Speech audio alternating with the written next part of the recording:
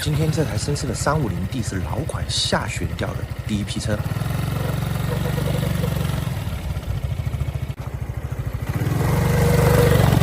今天刚好有一台新款的350M 传动打开，我来给大家讲讲两者的区别和异响的原因。这台350M 的传动网弓已经被烧蓝了，这明显就是低速行驶或者是低速行驶载人上坡长时间造成的一个烧蓝。它的提块其实跟网弓的磨合还比较不错，基本上都已经接触到了。从普利珠上面来看呢，普利珠的磨损其实非常小，这台车已经是17000多公里了。普利珠上面黑黑的，其实就是整个传动箱里面磨合的粉尘因为没有长期做到一个清洁，压在了普利珠上面。我们先简单的给它做一个吹灰的一个清洁。这个吹灰的过程呢，主要是把它的后组、前组拆下来，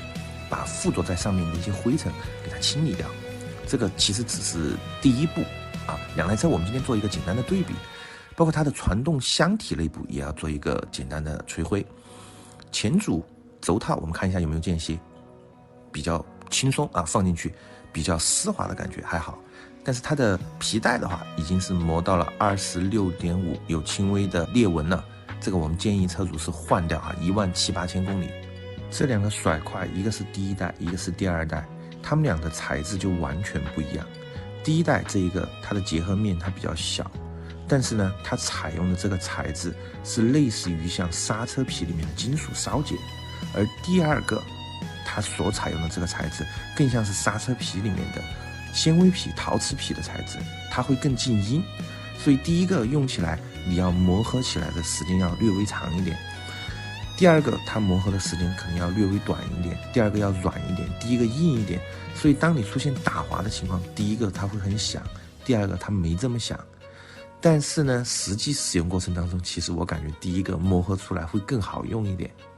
注意不管是第一代还是第二代，最怕的是低速骑行、低速载人骑行和低速载人爬坡那这个提块的话，我们是用无水酒精来做一个清洁，包括它的网弓，包括它的普利盘我们都这样做。这一台车的话要换我们的16克的普利珠，我们的普利珠跟原厂的普利珠是同样的尺寸规格，26/15的，但是我们要轻2克。轻珠换上去最直观的感受就是你会觉得车骑起来更轻盈了。但是呢有些客户在反馈换上去过后呢，他感觉动力还丢失了，没有之前的动力好，那其实就是你的后组在打滑。我的建议就是不要管它，继续骑一段时间过后把它取下来做清洁，你就能看到后组它的结合力越来越好，动力就一下就出来了。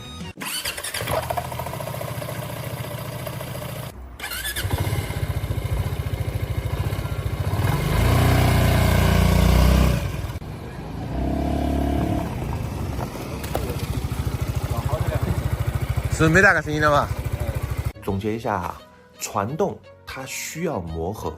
新车的传动跟用了一段时间的传动，它的状态是完全不一样的。那踏板车这种 CVT 的甩块加网弓的这种结构呢，我建议大家是磨合做清洁，磨合做清洁经过几次你的磨合状态起来了过后，好了过后，你的动力就会更好，尤其是低速的时候就不会再有异响了。第二，踏板车它最怕是什么？因为踏板车的 CVT 结构，它最怕的就是第一低速行驶，第二低速载人行驶，第三低速载人并且是去爬坡。注意这2点很多人都有低速行驶这样一个习惯，但是很多人说我的车骑了很久，我非常暴力，一点问题都没有。其实踏板车不怕你暴力驾驶，就怕你过于的老头乐。所以今天给大家讲的这个踏板车传动的一些小知识希望大家点赞关注，我们下期再见。我是肥 K， 我在重庆莫菲轮，欢迎你们。